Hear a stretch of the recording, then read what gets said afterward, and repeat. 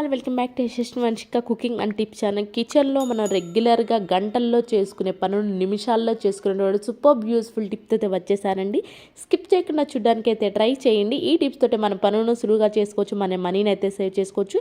ఏది మీకు బాగా నచ్చింది అనేది కూడా కామెంట్ బాక్స్లో కమెంట్ చేయండి. ఫస్ట్ టిప్ని అయితే చూసేద్దామండి. మనకి గిన్నెల సోప్ కానివ్వండి, లేదు అంటారు విమ్ లిక్విడ్ కానీ చాలా తక్కువ క్వాంటిటీలో ఉంది అనుకోండి, గిన్నెలు ఎక్కువ ఉన్నాయి అనుకోండి, ఆ తక్కువ క్వాంటిటీని ఉపయోగించు మన స్టాండ్ గిన్నెల్ని మంచి వాసన వస్తూ క్లీన్ చేసుకోవచ్చు. ఎలా ఏంటో చూద్దాము. ఫస్ట్ నిమ్మకాయ తీసుకోండి.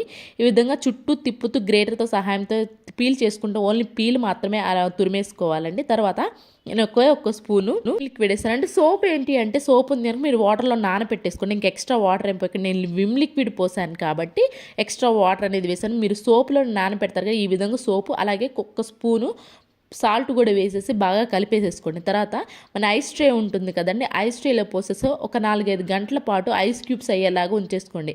4-5 గంటలు అయిన తర్వాత ఐస్ క్యూబ్స్ అనేది రెడీ అయిపోతాయి కదండి.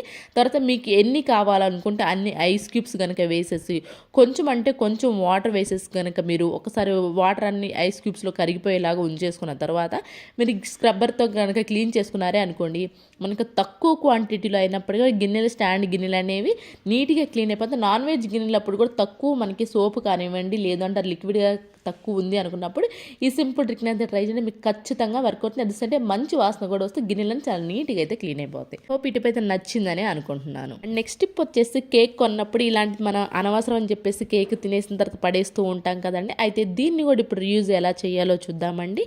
దీనికి చిన్న చిన్న హోల్స్ అయితే చేసేసుకున్నాను. అండ్ దీనికి పురి కోసం ఉంటుంది కదండి, ఆ పురి కోసం అయితే కడుతున్నాను. లేదంటే మీరు మామూలు నార్మల్ థ్రెడ్ ఉన్నా కానీ కొంచెం 4-5 పేటలు వేసుకొని ఈ విధంగా చిన్న ముడిలాగా అయితే వేసేసుకోవచ్చు అండి.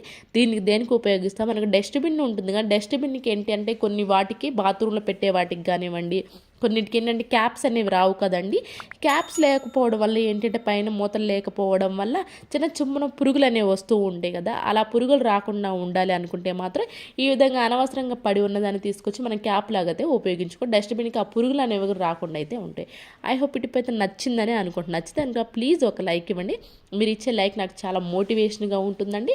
ఎట్ ద సేమ్ టైం వేరే వాళ్ళకైతే రీచ్ అవుతుంది కాబట్టి ప్లీజ్ లైక్ ఇచ్చి సపోర్ట్ చేయండి. నెక్స్ట్ టిప్ వచ్చేసి మనం కర్పూరం ఇస్తూ ఉంటాం కదా, దీనిలో డైరెక్ట్ కనుక కర్పూరం పెట్టేస్తామంటే ఈ విధంగా అడుగున నలుపు అంటుతుంది. ఎట్ ద సేమ్ టైం మనకు జిడ్డుగా కూడా ఉంటుంది కదండి. అలా జిడ్డుగా అంటడం నలుపుగా ఉండడం ఇష్టం లేని వాళ్ళు ఎవరైనా ఉన్నారనుకుంటే మాత్రం దీని లోపల డైరెక్ట్గా మీరు కర్పూరం అనేది పెట్టకుండా కొంచెం శనగపిండి కానివ్వండి, లేదంటే మైదా పిండి కానివ్వండి, లేదంటే ఏదైనా ఒక రైస్ ఫ్లోర్ కానీ ఏదైనా కొంచెం పెట్టేసి మొత్తం అంతా స్ప్రెడ్ చేసి ఆ తర్వాత మీరు కర్పూరం వెలిగించారు అనుకోండి, ఆ ప్లేస్ అంతా కూడా మనకి అడుగున అనేది జిడ్డు అనేది లేకుండా అయితే ఉంటుంది. నేను ఇక్కడ వెలిగించిన తర్వాత చూపిస్తున్నాను చూడండి చాకుతోటి అనేసి. అడుగున ప్లేస్ జిడ్డు ఉండదు, అలాగే నలుపు కూడా లేకుండా అయితే ఉంటుంది. ఐ హోప్ టిప్ కూడా నచ్చిందని అనుకుంటున్నాను. నెక్స్ట్ టిప్ వచ్చేసి ఇలాంటి షూస్ కనుక ఇంట్లో ఉన్నాయి అనుకోండి, నార్మల్గా మనం షూ పాలిష్ కొంటే ఎక్కువ మురికిగా ఉన్నప్పుడు, లేదు అంటారు కొంచెం షైనింగ్గా కొత్త వాటిలా కనిపించాలి అనుకున్నప్పుడు ఇలా వ్యాజిలిన్ పెట్రోలియం జెల్ ఉంటుంది కదండి, వ్యాజిలిన్ పెట్రోలియం జెల్ అప్లై చేసేసి ఆ తర్వాత పాత క్లాత్తో కనుక తుడిచేసామో అనుకోండి మంచి షైనింగ్ ఉంటే కొత్త వాటిలాగైతే ఉంటాయండి. మురికి ఎక్కువగా ఉన్నప్పుడు ఈ టిప్ ట్రై చేయడం మీకు ఖచ్చితంగా వర్క్ అవుతుంది. అక్కడ రైట్ సైడ్ చూడండి, రైట్ హ్యాండ్లో ఉన్నది షూగా అసలు అప్లై చేయలేదండి, లెఫ్ట్ హ్యాండ్లో ఉన్నది అప్లై చేసి చాలా నీట్గా అయితే క్లీన్ చేస్తుంది. ఎవరికైనా యూస్ఫుల్గా అనిపిస్తే మాత్రం ఈ ట్రై చేయండి, మీకు ఖచ్చితంగా వర్క్ అవుతుంది. ఐ హోప్ ఈ టిప్ కూడా నచ్చిందని, నచ్చితే కనుక ప్లీజ్ మీకు ఏది బాగా నచ్చింది అనేది కూడా కమెంట్ బాక్స్లో కమెంట్ చేయండి. నెక్స్ట్ టిప్ వచ్చేసి క్రియాన్స్ బాక్స్ ఎప్పుడైనా మిస్ అయింది అనుకోండి, పిల్లలు ఎక్కడ పడితే అక్కడ పడేస్తూ ఉంటారు కదండి క్రియాన్స్ అనేవి, అలా పడేయకుండా ఉండాలి, ఒకే దగ్గర ఉండాలి అని అనుకుంటే మాత్రం టేప్ ఉంటుంది కదండి, టేప్కి ఈ విధంగా కనుక అంటించేసాము అనుకోండి ఒకే దగ్గర అయితే ఉంటాయండి. అండ్ అలాగే తీసుకోవడానికి కూడా సింపుల్గా అయితే ఉంటుందండి. అండ్ అలానే ఒక క్రియాన్ కూడా మిస్ అవ్వకుండా అయితే ఉంటుంది. ఐ హోప్ టిప్ కూడా నచ్చిందని అనుకుంటున్నాను. నెక్స్ట్ టిప్ వచ్చేసి గోధుమ పిండి కొంతమంది ఏం చేస్తారంటే డైలీ రోటీస్ తినే వాళ్ళు ఎక్కువ క్వాంటిటీలో తెచ్చుకుంటూ ఉంటారు కదండి. అయితే తీసుకొచ్చుకున్నప్పుడు చాలా ఫ్రెష్గా ఉంటుంది కానివ్వండి, కొన్ని రోజులు వాడగా కొంచెం నలుపు పురుగు రావడం, అట్ ద సేమ్ టైం కొంచెం ఫ్రెష్ దనం లేకుండా అయితే ఉంటుంది కదండి. మనకి ఎన్ని రోజులైనా సరే గోధుమ పిండి అనేది ఫ్రెష్గా ఉండాలి, ఎలాంటి నలుపు పురుగు పట్టకుండా ఉండాలి అని అనుకుంటే మాత్రం మిరియాలు ఉంటాయి కదండి, మిరియాలు కొంచెం ఒక 4-5 వేసేసి, అలాగే బిర్యానీ ఆకు ఉంటుంది కదండి, బిర్యానీ ఆకు కూడా దీనిలో కనుక వేసేసి పెట్టేసామో అనుకోండి మనకి ఎన్ని రోజులైనా సరే గోధుమ పిండి ఫ్రెష్గా ఉంటుంది, అట్ ద సేమ్ ఆ నలుపు పురుగు అనేది పట్టకుండా అయితే ఉంటుంది. ఇలాంటి టిప్స్ బోల్డ్ అయితే ఉన్నాయండి. ప్లీజ్ ఇలాంటి టిప్స్ కోసం పక్కనే ఉన్న బెల్ సింబల్ అయితే యాక్టివేషన్లో ఉంచుకొని ఆల్ అన్ని బటన్ని ప్రెస్ చేయండి. చేయండి. నెక్స్ట్ టిప్ వచ్చేసి ఈ రోజులో ప్రతి ఒక్కరికి ఉపయోగపడే సూపర్ యూస్ఫుల్ టిప్ని అయితే తీసుకొచ్చేస్తాం. కొంతమంది డిష్ వాషర్లు అయితే ఉంటున్నాయి కదా, డిష్ వాషర్లో ఎక్కువైతే పడేస్తూ ఉన్నారు గిన్నెలు. అయితే మిడిల్ క్లాస్ లైఫ్కి డిష్ వాషర్ చాలా ఎక్కువే కదండి, ఏం ప్రాబ్లం లేదండి. డిష్ వాషర్ లాగే మనం ఇంట్లో లేకపోయినా కానివ్వండి, సేమ్ డిష్ వాషర్లో ఎలా క్లీన్ అవుతాయి అలాగే క్లీన్ అయిన సూపర్ యూస్ఫుల్ టిప్ని అయితే తీసుకొచ్చేసానండి. ఏం లేదండి, దానికోసం ఒక పాత గిన్నె ఏదైనా తీసుకొని దానిలో గిన్నెలు అన్నీ వేసేసేయండి. తర్వాత గ్యాస్ స్టవ్ పైన పెట్టేసి కొంచెం వాటర్ పోసేసాను. ఆ తర్వాత దానిపైన నిమ్మకాయ కొంచెం అండ్ అలానే వెనిగర్ కూడా కొంచెం వేసేసి మూత పెట్టేసి ఒక 2-3 మినిట్స్ అండి, ఎక్కువసేపు కూడా ఉంచాల్సిన అవసరం లేదు. గ్యాస్ స్టవ్ పైన సిమ్లో పెట్టేసి ఒక 2-3 మినిట్స్ ఉంచేసి వెంటనే స్టవ్ ఆఫ్ చేసేయండి. కొంచెం చల్లారనివ్వండి. అఫ్కోర్స్ ఆల్మోస్ట్ నీట్గానే క్లీన్ అయిపోయి ఉంటాయండి. ఇలా చిన్న చిన్న దెబ్బలు తగిలినా కానివ్వండి, లేదు అంటారు కొంచెం ఫీవర్ వచ్చినప్పుడు చన్నీళ్ళలో చేయి పెట్టాలి, గిన్నెలు కడగడం కొంచెం ఇబ్బందిగా ఉంటుంది కదండి, అలాంటప్పుడు ఇది ట్రై చేయండి. రెగ్యులర్గా చేయాలంటే మనం కూడా చేయలేం కానివ్వండి, ఎప్పుడైనా సరే ఇబ్బందిగా ఉంది అనుకున్నప్పుడు సింపుల్గా మనం గిన్నెలన్నీ క్లీన్ చేసుకోవాలనుకున్నప్పుడు ఈ సింపుల్ ట్రిక్ని అయితే ట్రై చేయండి. మన చెయ్యి కూడా తడవకుండా గిన్నెలు క్లీన్ చేసుకోవాలి అనుకున్నప్పుడు సేమ్ ఇలాగ పాత కవర్ ఏదైనా ఉందని కవర్ వేసేసుకోవడం, ప్లాస్టిక్ కవర్. అండ్ అలాగే దీనికి సాక్స్ ఏదైనా పాత సాక్స్ ఏదైనా ఉందని సాక్స్ వేసేసి ఈ మనకి యూజ్ అంతా రబ్బర్ బ్యాండ్స్ కానివ్వండి, లేదంటే ఇలాంటి హెయిర్ బ్యాండ్స్ అయితే యూజ్ అంతా రబ్బర్ కొంచెం నొక్కున్నట్లు ఎక్కువ నొప్పిగా ఉంటుంది. ఇలాంటి రబ్బర్ బ్యాండ్స్ కనుక మనకి ఈజీగా అయితే ఉంటుందండి.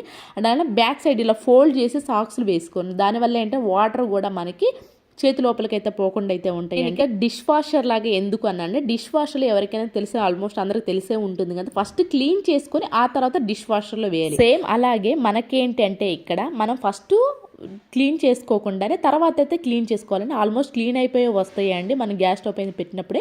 దింపిన తర్వాత మీరు ఒక గ్లాస్ కనుక వాటర్ కనుక వేసేసాడు, ఎక్కువసేపు రుద్దకుండా, కొంచెం ఫీవర్ ఉన్నప్పుడు ఎక్కువసేపు మనం చేయి పెట్టాలని ఇబ్బందిగా ఉన్నప్పుడు ఈ విధంగా ట్రై చేశారనుకోండి, మీకు ఖచ్చితంగా ఎక్కువసేపు రుద్దాల్సిన అవసరం వెళ్ళకుండా చాలా నీట్గా అయితే క్లీన్ అయిపోయి సేమ్ త్వరగా కూడా క్లీన్ అయిపోతాయి. నేను సాక్స్ తీసి చూపిస్తున్నాను చూడండి, కొంచెం అనేది కూడా లోపల వాటర్ అనేది వెళ్ళలేదండి. నా చేతికి దెబ్బ తగిలింది కదా, ఆ ప్లేస్లో కూడా వాటర్ అనేది అంటలేదు. ఎప్పుడైనా సరే ఇబ్బందిగా అనుకుంటే ఈ టిప్ అయితే ట్రై చేయండి. నెక్స్ట్ టిప్ వచ్చేసి ఇలాంటి స్టీల్ గిన్నెలు ఉంటాయి కదండి, ఒకసారి కనుక బ్యాక్ సైడ్ నలుపు కనుక అయ్యింది అనుకోండి, ఎంత మనం రెగ్యులర్గా క్లీన్ చేసినా కానివ్వండి స్క్రబ్బర్లతోటి పోనే పోదు కదండి ఆ నలుపు అనేది. అయితే ఇప్పుడు దాన్ని ఎలా క్లీన్ చేసుకోవాలి చూద్దాం. దానికోసం బేకింగ్ సోడా ఒక ఫుల్ స్పూన్ అయితే తీసేసుకున్నాండి, నార్మల్ సాల్ట్ కూడా ఒక ఫుల్ స్పూన్ అయితే, దీనిలోనూ వైట్ వెనిగర్ వేసుకున్నాను, కొంచెం అంటే కొంచెం విమ్ లిక్విడ్ కూడా వేసేసి బాగా కలిపేసేసుకోవాలండి.